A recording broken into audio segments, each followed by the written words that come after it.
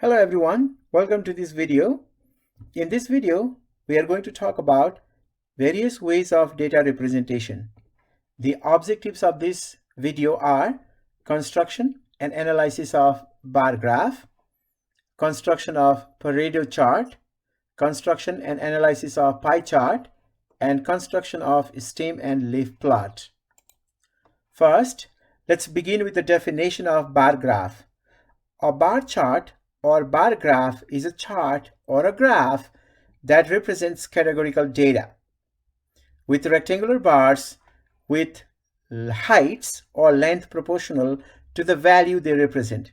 One thing to note here, we use bar graph to represent the categorical data. The bar can be plotted vertically or horizontally, but the trend is the vertical bars. Vertical bar chart is sometimes also called the column chart. Now we are going to look at the construction of the bar chart with this example here. The table below shows the average amount of money spent by high school seniors. Construct a bar diagram to represent the data.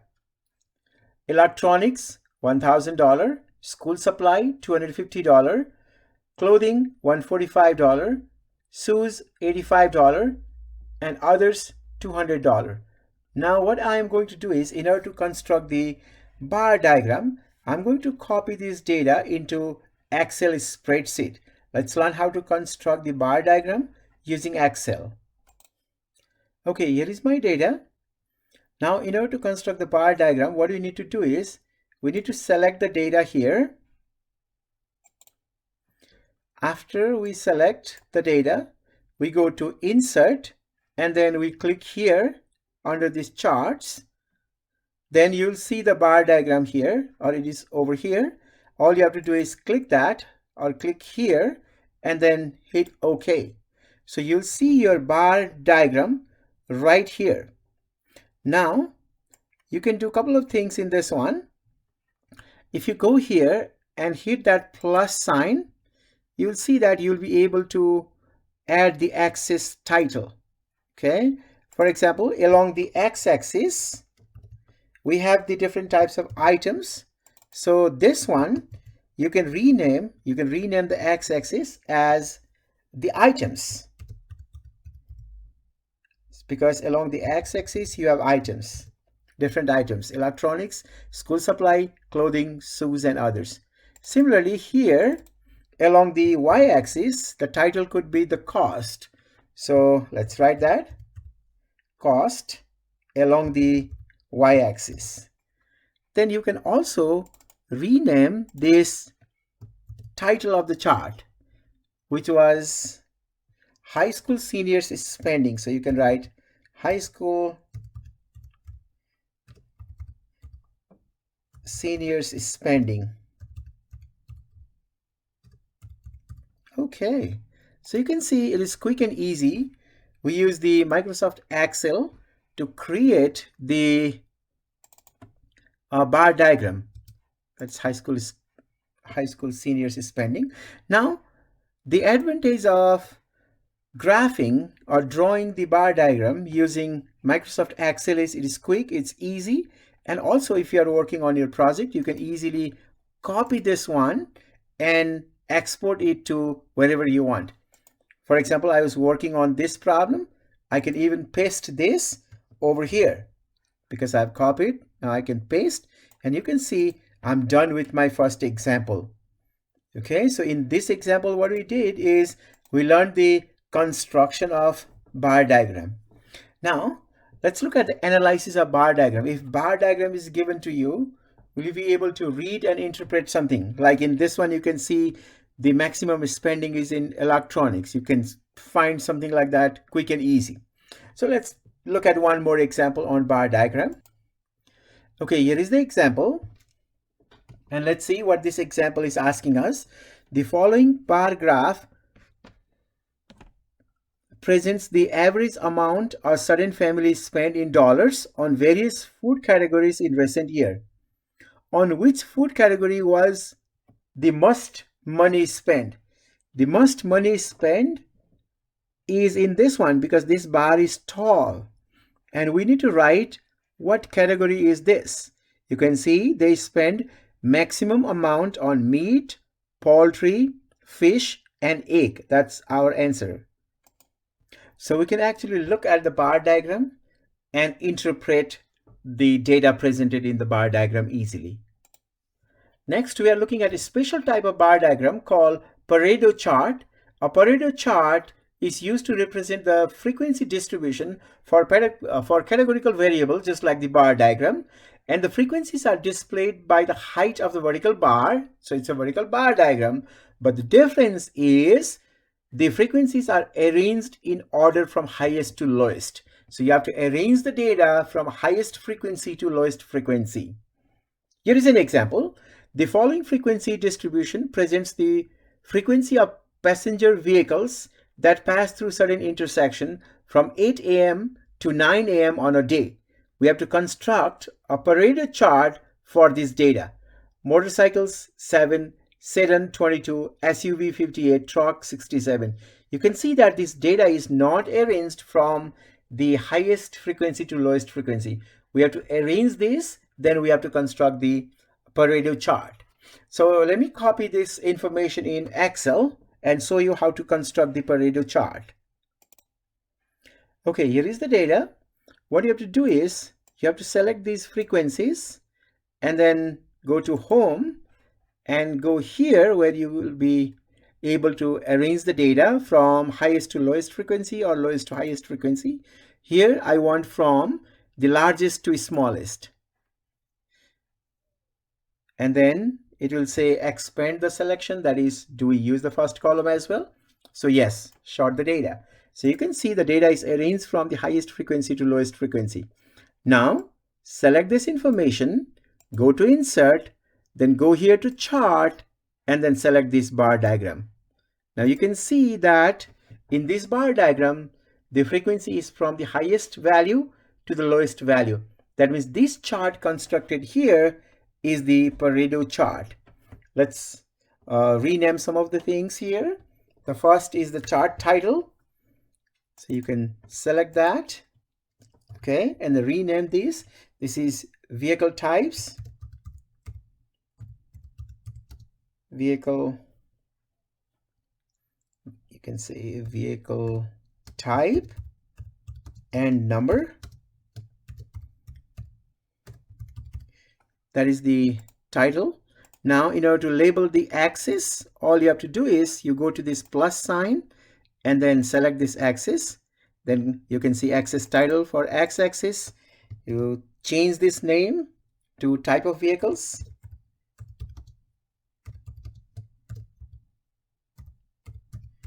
Type of vehicles along the x-axis, and along the y-axis we have the number of vehicles.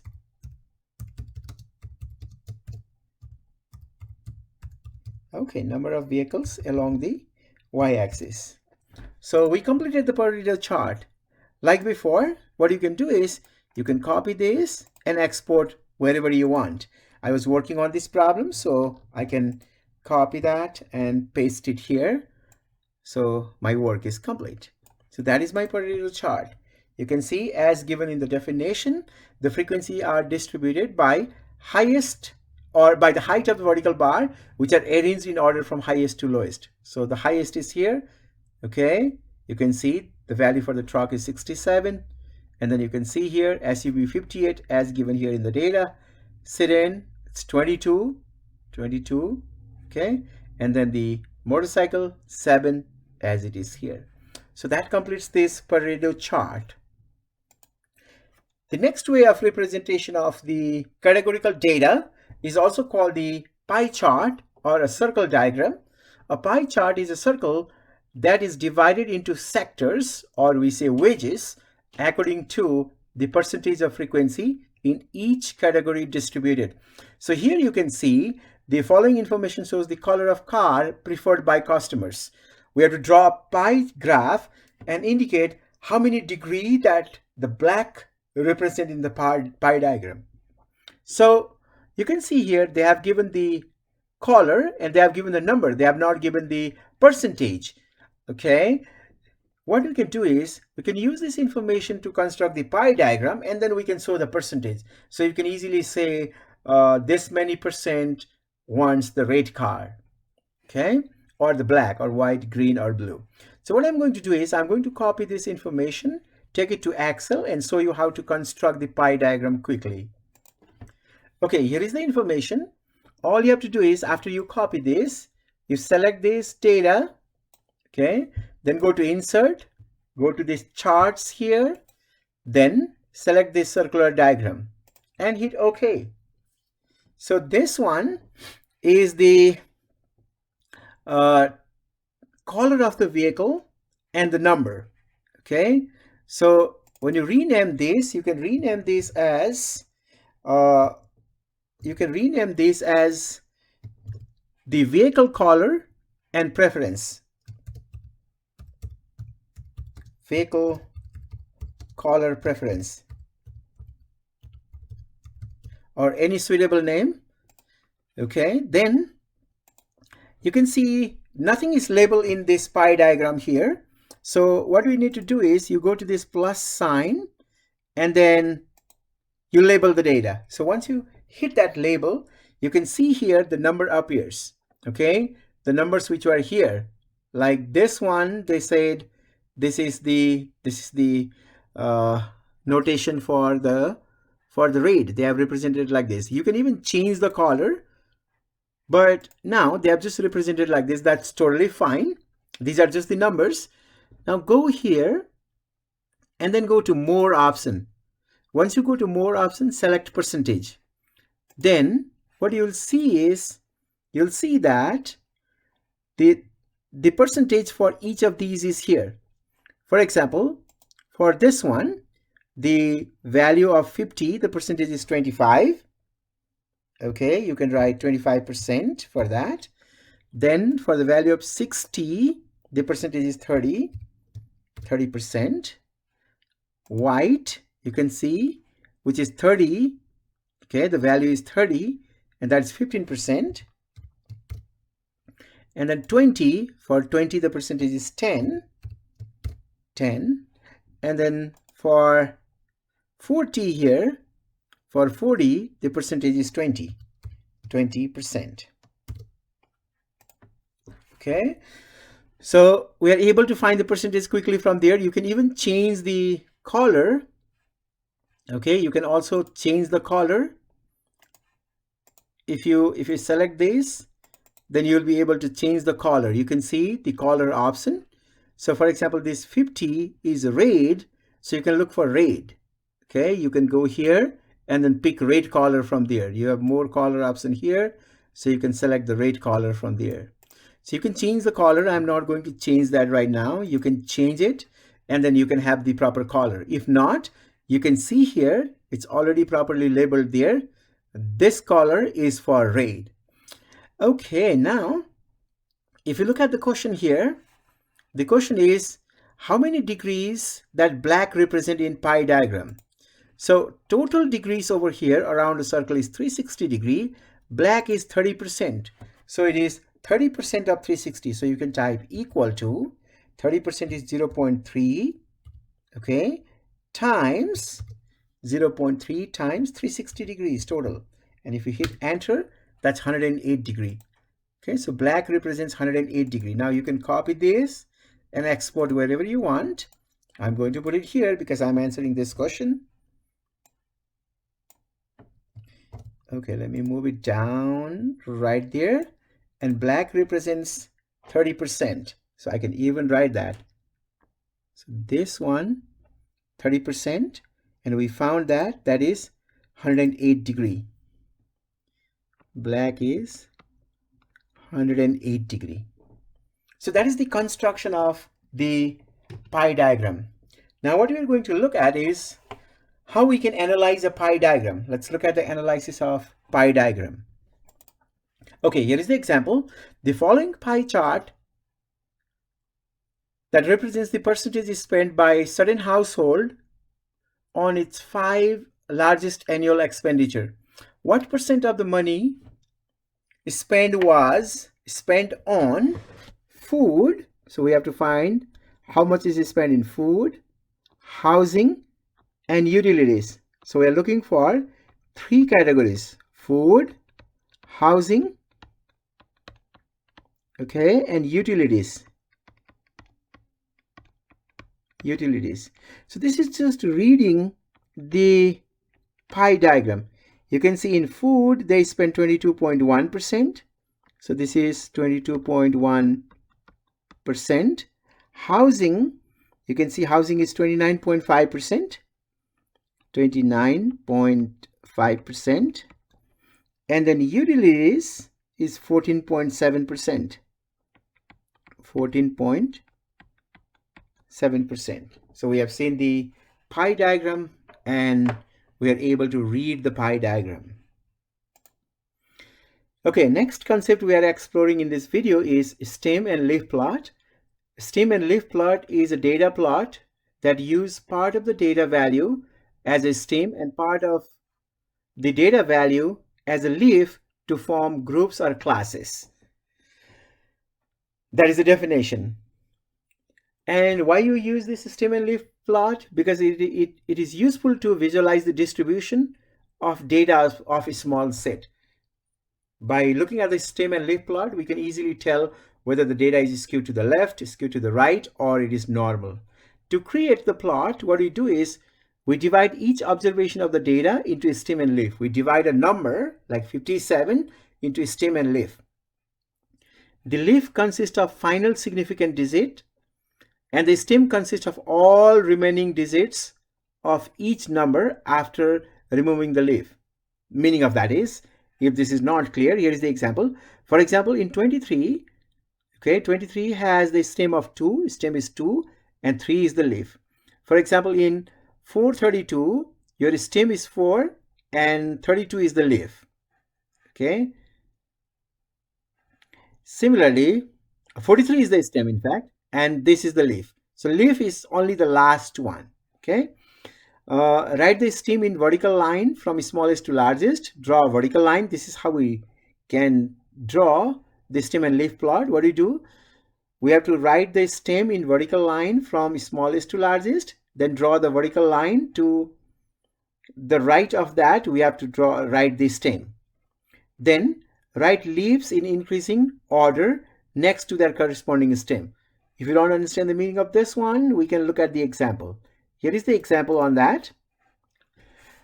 In an introductory statistics class at CCA, 10 students scored the following scores in midterm exam. We have to create the stem and leaf plot to show the above score or to show these scores. So you can see 76, 78, 80, 83, 88, 88, 90, 92, 94, and 100. So here the stem are, we have the numbers in 70, so 7 is the stem. We have the numbers or scores in 80, 8 is the stem. We have the score in 90, so 9 is the stem. Okay, and then we have 100, 10 is the stem. So what are the leaves? We have 76 and 78. Okay, 76 and 78. So 6 and 8. 6, 8. Then we have 80, 83, 88, 88. So your leaf is 0, 3, 8, 8. 0, 3, 8, 8. Make sure you use comma and separate them. Then in 90s we have, this is the stem, 9 is the stem, so leaf is 0, 2, 4. 0, 2, 4. And then we have the last one, 100. 10 is the stem, so 0 is the leaf. So that is the stem and leaf plot. Now, why we say that this is useful in the study of the distribution or shape of the distribution? Because if you look at this one quickly, you can see that this is how the distribution is. So if you look from this side, you'll see that this curve is pretty normal. So we can say that this distribution is normal. So we can quickly visualize the data using a stem and leaf plot. That's why we say that we can use a stem and leaf plot for the visualization of the data. Okay, so this is the stem and leaf plot. And this is the last example from this video. It's not that long video, but we covered quite a bit of representation of the data. We work on bar diagram, we work on Pareto chart, we work on pie chart, and the last one is stem and leaf plot. I hope this video is helpful. Thank you so much for watching.